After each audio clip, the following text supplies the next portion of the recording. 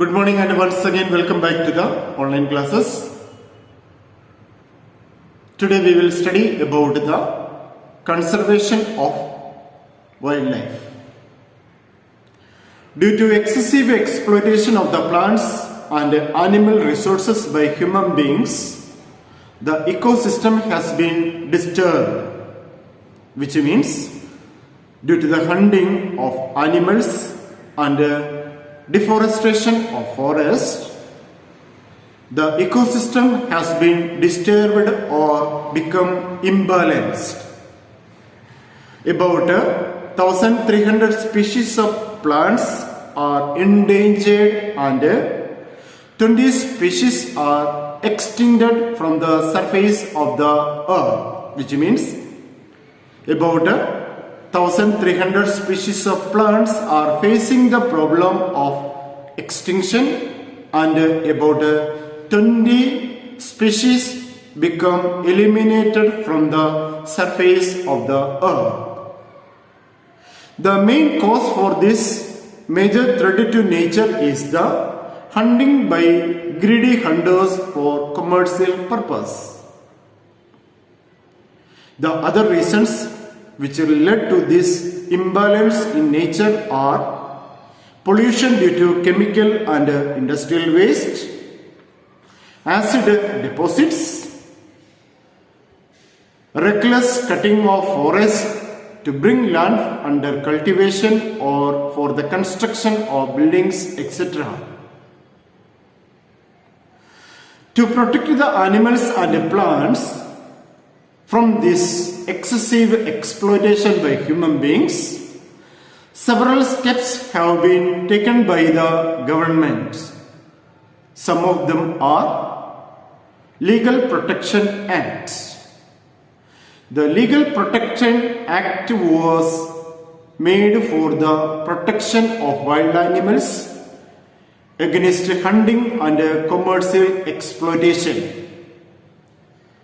This Act became a part of our constitution under the provisions of the Wildlife Protection Act of 1972. Then another step taken by the central government is, under the sponsored schemes of the central government, financial and technical assistance is provided to the state governments for the integrated development of wildlife habitats. The central government is providing financial and technical assistance to the state governments for the integrated development of wildlife habitats. Some examples of this program is Project Tiger, Project Elephant, etc. The government has also set up a number of national parks, wildlife sanctuaries, bird sanctuaries, biosphere reserves to protect and preserve the wildlife. Now let us study what is a national park. A national park is a large area where several ecosystems exist freely. What is a national park? A national park is a large area where several ecosystems exist freely. They are not disturbed by human exploitation and occupation. This area is free from the different activities of human beings. It is a reserved area meant for preserving natural vegetation, wildlife and natural beauty.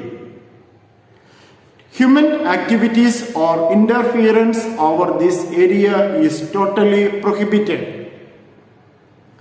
No deforestation or commercialization of plant is allowed over this area.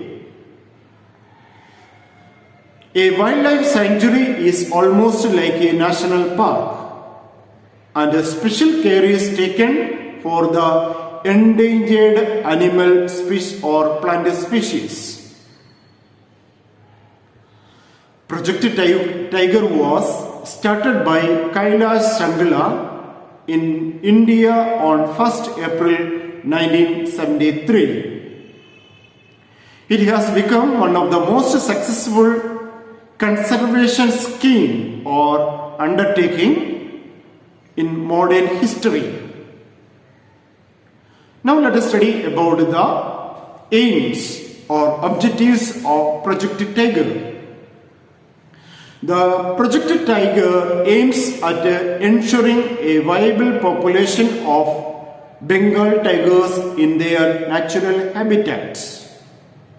For the protection of the Bengal tigers in their natural habitats and for the development of number of Bengal tigers. Secondly, it aims at the elimination or removal of all forms of human exploitation and biotic disturbances from the core area. Thirdly, it aims at tiger conservation in specially constituted tiger reserves, which are geographical regions falling within India. These are the objectives of Project Tiger.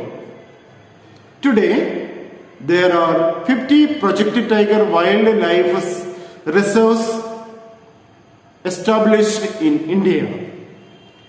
Many projects like Project Rhino, Project Great Indian Bustard and other eco-developmental projects have been launched by the governments. Biosphere reserves in India. For the protection of animals and plants, and it is the most important challenge that we face in the modern world. The 21st century must emerge as an age of conservation and protection if we want to survive on Earth. Otherwise, what will happen?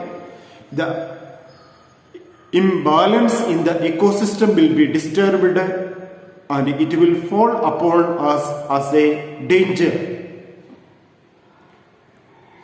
The biosphere reserves in India have been established for the conservation of the natural habitats of plants and animals such as national parks and sanctuaries. The biosphere reserves in India have been established for the conservation or protection of natural habitats of plants and animals. The government of India has identified 18 biosphere reserves in our country with the aim to protect and promote the balanced relationship between the biosphere and humans. Further, the reserves also aim at conserving all forms of life and also supervising and evaluating the changes in the ecosystem. Endangered species, the animals which were removed or eliminated from the surface of the earth. The animals and the plants which are facing the problem of extinction. The number of these animals and plants are very less over the surface of the earth. And these animals may disappear from the surface of the earth very soon. Such animals and plants are called endangered species. The International Union for the Conservation of Nature, IUCN, keeps a watch on the number of animals and publish a book called Red Data Book with details of the rarest animals and plants.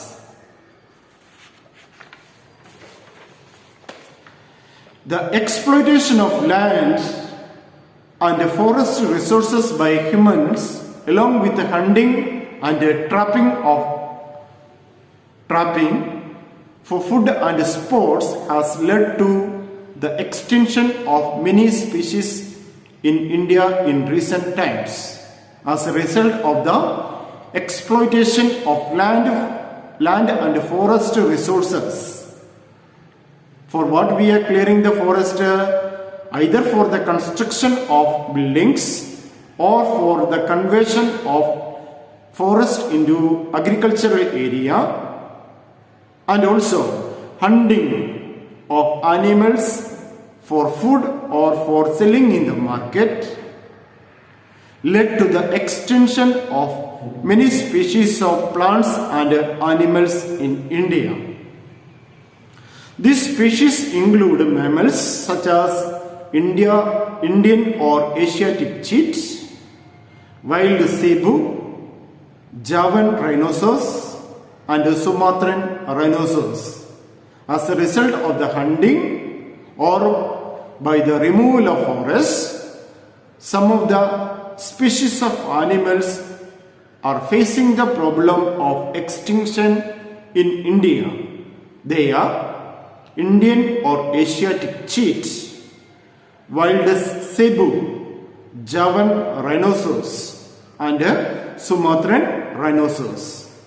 Some species of birds have gone extinct in recent times. Some of the birds become eliminated or removed from the surface of the earth in recent years. They include the pink-headed duck and the Himalayan quail.